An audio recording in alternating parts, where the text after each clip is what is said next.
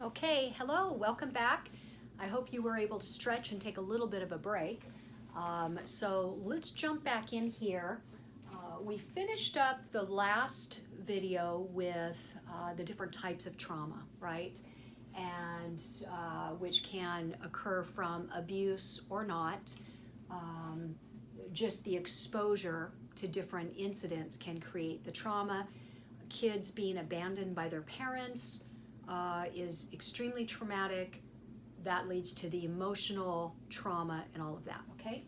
So now let's take a look at, when we discuss the different types of trauma, now let's take a look at how trauma has an effect on the individual, okay? So on the kiddo or on the adult. And keep in mind again, when we are talking about trauma, just keep in mind the foundation we laid in the different types of trauma, okay? So this is true of the different types of trauma, okay? How it affects the individual. First is cognition, okay? When we say cognition, we're talking about the thought process, okay? So our thought processes. So trauma has an effect on the way the child thinks, and we have what we call schemas, okay? So a schema is like a structure within our cognition of how we think about ourselves, about other people, and about the world, okay? So, and the trauma also has a negative effect on neurological development, okay? And this is significant. In fact, the most recent research that involving neurological development with infants, toddlers, children, there's a significant impact on the development of the human brain when trauma has occurred, okay? Physical trauma, sexual trauma, emotional trauma, verbal trauma, and abandonment if the child has been abandoned and they are experiencing that emotional trauma. So this is very powerful right here, okay? The cognition is how we develop our sense of ourselves, what we think about ourselves, we think about other people and the world around us. So our perception, okay? So if you have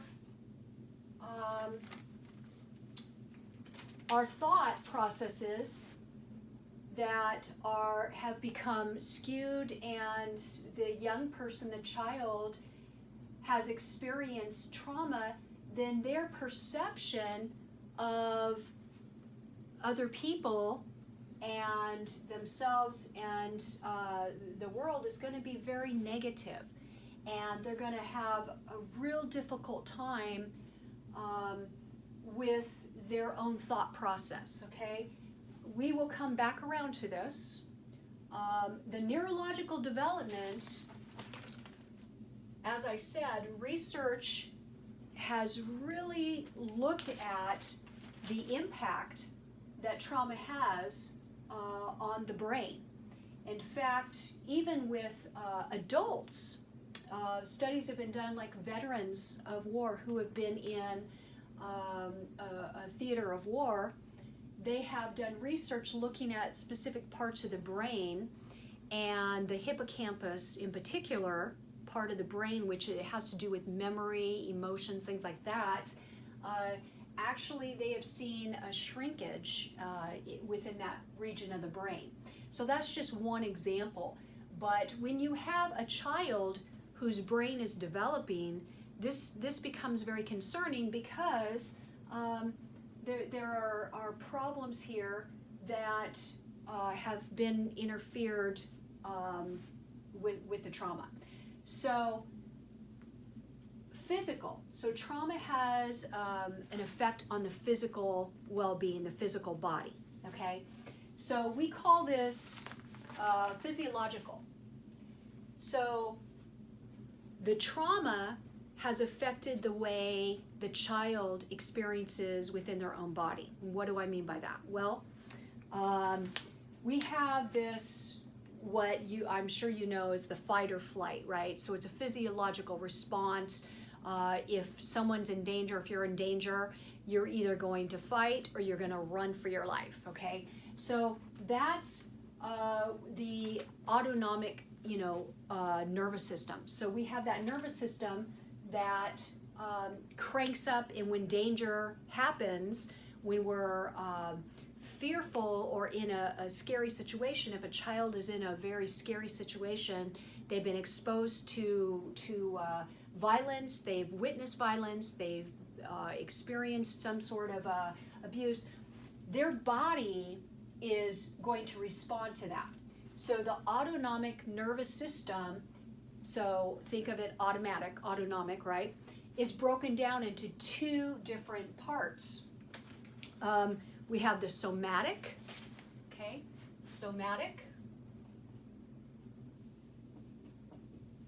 or autonomic,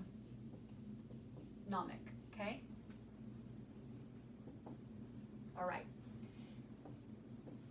So the autonomic, and I hope you all can see this, that's the part of the physiological that there's that automatic response when there's danger, okay? And this is very relevant and very important for us to understand, because the autonomic has a parasympathetic,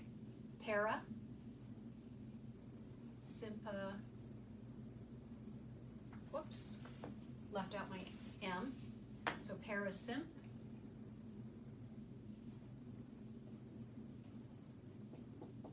or the sympathetic, SYMPATHE, okay, sympathetic. Okay, so the physiological response in the body when there is the trauma, initial trauma that's happened, the parasympathetic is when we're really relaxed and we're calm and we're laying on the sofa or resting and we're all calm, there's no danger. But the moment the threat comes in, the sympathetic nervous system is now activated, okay? So the sympathetic nervous system is now activated when there is trauma, some sort of threat, okay? So when the sympathetic nervous system is activated, like I said, it's that fight or flight. You're gonna run or you're gonna fight, but there's also another part to this. When that sympathetic nervous system is activated, we also call it freezing, okay? So remember that word, freeze. That simply means that if the young person, and this is actually more prevalent with children when they are traumatized, because they're not big, like the big adults who can fight or run away. A child will go into a mode of just kind of freezing, sort of like if you've ever heard the saying, a deer in the headlights. If a deer runs across the road and you're driving, they're going to stop and just freeze and look at you because they don't know what to do. That's what children will do, especially with sexual abuse. And the freezing part is where they just kind of go into a place of actually disconnecting, and in their mind they just kind of disconnect, okay? And so they really, it's just a way for them to deal with the trauma and what's happening in that moment. But this will come up again. Okay, and let me explain why this is so important. And I know I take some time here, because especially for you folks who are helping children and young people coming through traumas, physical traumas, sexual traumas, this is really important because we forget about the body and the body's response to trauma. Here's the problem, okay? So when a person is experiencing trauma, let's say a physical or a sexual assault, okay? So whether it's a child or an adult, they experience that sexual assault and their sympathetic nervous system is activated, okay? So pupils are dilated, heart rate is going, you know, all of this is happening within their body, okay? But here's where the real problem is. So now post-trauma, okay, so after the trauma, the individual will continue to experience that physiological response from the sympathetic nervous system, okay? How does that happen? Well, interestingly, those memories, the memory of that initial incident has created what we call an emotional memory, okay? So the memory is there, but the emotion, the fear, the terror, all of that that's behind that memory will now trigger that physiological response. And so the heart will start racing, pupils dilated, sweating, sick to the stomach, all of that will occur even after the event. In fact, we see this as part of post-traumatic stress disorder, PTSD. All it takes is the memory to be activated. It can come from any sort of trigger. When I say a trigger, I mean something that reminds that individual of that incident, okay? And so that memory, the emotion behind it, and now the physiological response. In fact, when I'm working with patients who have experienced traumas and sexual traumas, I tell them the memory of it is not not the problem. It's not what's causing them the problems. It's actually the physiological responses and the emotions that they're experiencing resulting from that memory, okay? Memories, we can't wipe out memories, and that's not our objective anyway. We learn, we grow.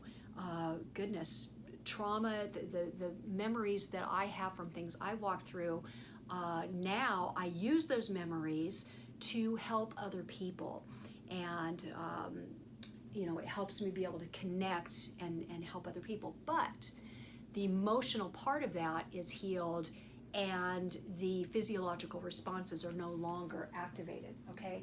So I really wanted to spend some time on this. It's so important that you understand this because, again, that young person is experiencing something in their body, and adults. I don't want to exclude. I mean, this applies to adults as well.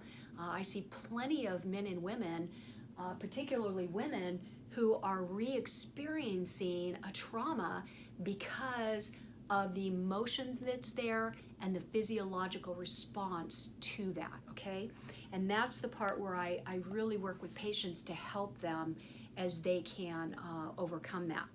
Now, and I will get to that, and we'll get to how we address these different areas. How do we help in these different areas? And we're going to address that in our next video, okay? So for now, I want you to realize that the body is so powerful, we can't leave that out, okay?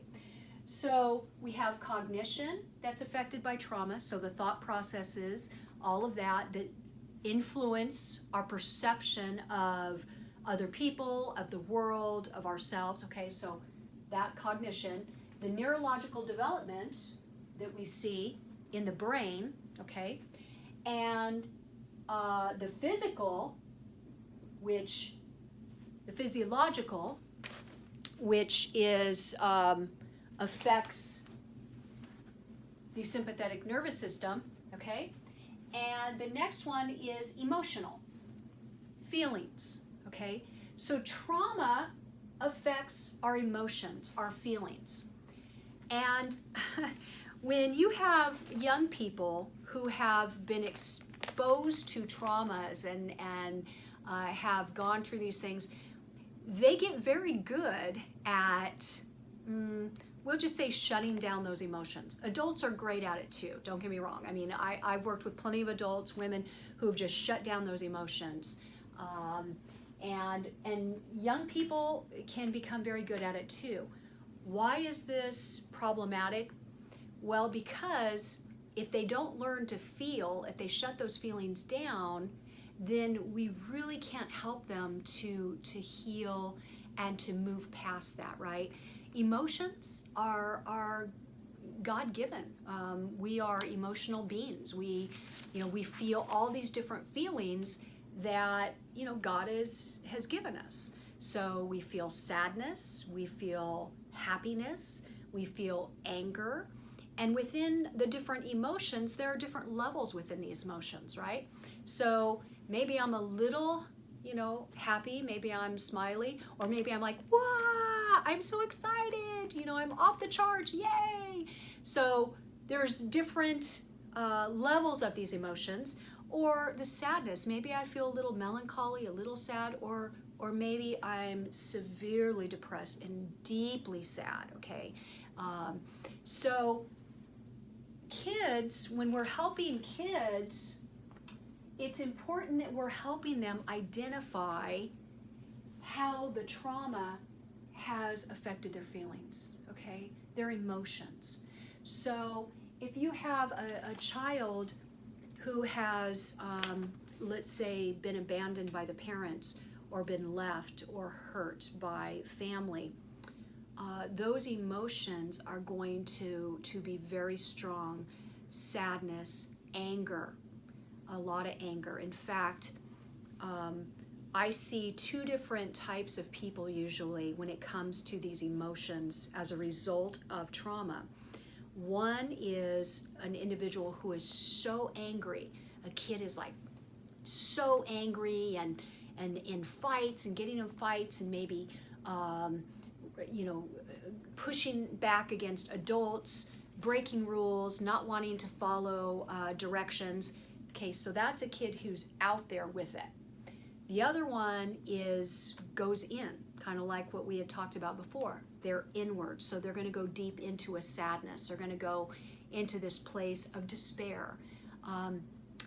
That kid is more difficult to reach, again, because they've gone into the shell, and we have to work to help them get out of that place.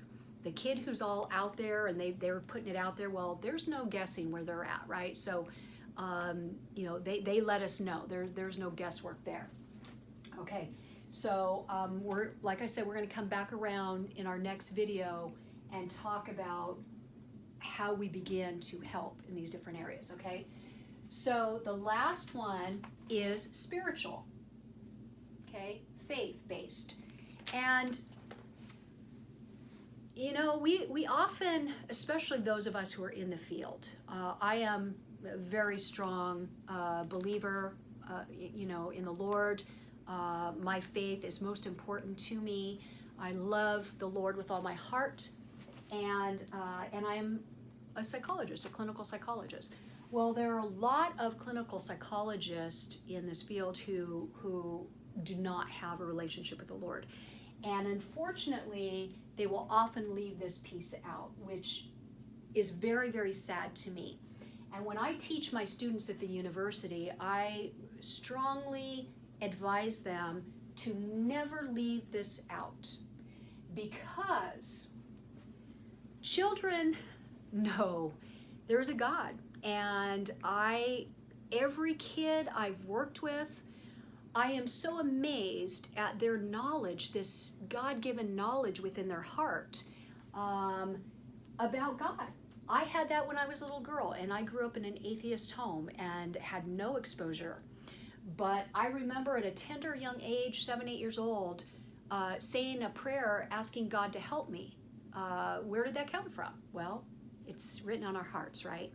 So, and the reason this is so important, and I tell my students this, because when there's nobody else to blame, oftentimes the individual wants to place the blame right here on God. because who else is there to blame, right? I see this over and over with adults, but I see this with kids too. It's heartbreaking to me. In fact, I'll tell you a story about a family I was seeing. They came in, I was working in a community clinic, low-cost community clinic, and I started seeing these kids. The mother brought them in, and they had experienced terrible trauma from their father. He would physically abuse them terribly, put them in a hot shower, and just terrible things. And unfortunately, this father was also supposedly a person of faith, would take them to church on Sunday, and well, he clearly wasn't. But the kids connected that trauma to God. And the one little boy, he was, I want to say 10 or 11, he had already determined that he was going to be an atheist. Because how could there be a God who would allow those kinds of things to happen, okay? So that's a tragedy, but you will see this, okay? Because like I said, if there's nowhere else we can place the blame, then God, this God of the universe, he should have been able to stop this. And even kids who are not exposed to the faith per se, the Christian faith, biblical faith, they still, with this thought of God, this out there, this being of the universe, why would he allow this to happen, okay? And so this can be a real tough one. And when I'm teaching my students about this, and how we help children with trauma, it's really important that we get a sense of where they're at and how they feel about God in light of what they've been exposed to, okay? So, but when we come back around to our next video, I will help you with that.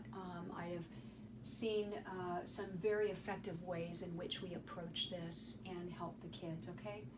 So there it is. These are the different areas that the individual, that child and adult are affected by trauma. And it's important for us to remember that God has created us as this incredible person. Okay, so we have a thinking mind, we have a brain, that we have cognition and thought process. We have this amazing physical body that we experience sensations. We have feelings. God gave us this capacity to have all these amazing emotions. And we have this precious part of us, our spirit being, and that spiritual, that faith connection with our God in heaven, right? If we are being affected in our body and we're re-experiencing traumas, if those kiddos are re-experiencing trauma and they're feeling it physically, that's going to affect them emotionally. It's going to affect their thoughts, okay, and fears and all of that. Or let's say in their cognition, in their thinking and their perception that the world is not safe, people are not safe, right? That's going to affect them emotionally. It's going to make them sad, angry, terrified. It's going to affect their body, how their body feels. In fact, children will experience tummy aches. They'll have stomach aches. They'll tell you they have a headache or this or that hurts. Okay, that's the physiological response that they're experiencing, right? And again, affecting their faith and their spiritual well-being. Okay, so we're going to conclude right now. We are just a little bit over 24 minutes, almost 25 minutes on video number 2 here. So I'm going to step away. If you want to take a photo of the board or write anything down, I'm just going to say that we have, again, the nervous system, remember?